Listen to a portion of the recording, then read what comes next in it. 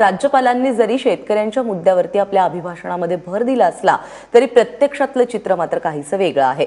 राज्यातील शेतकरी आत्महत्यांबद्दल धक्कादायक आकडेवारी समोर येते।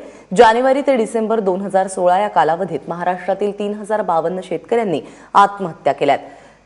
राज्य मदत आणि पुनर्वसन खात्याची ही आकडेवारी आहे। आत्महत्या केलेल्या 3052 शेतकऱ्यांपैकी 1621 शेतकऱ्यांना सरकारने प्रत्येकी 1 लाख रुपयांची आर्थिक मदत केली आहे, तर यातील 1167 प्रस्ताव हे अपात्र ठरवण्यात आले असून 264 प्रस्तावांची चौकशी सुरू आहे।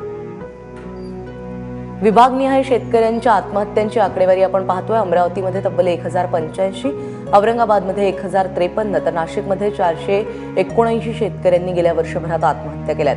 नागपुरात 360, पुणे जिल्ह्यामध्ये 75 शेतकऱ्यांनी आत्महत्या केल्यात। मात्र कोकणातली गोष्ट आवर्जून सांगायला लागेल की कोकणात आजवर गेल्या वर्षभरामध्ये एकाही शेतकऱ्याने आत्महत्या केलेली नाही।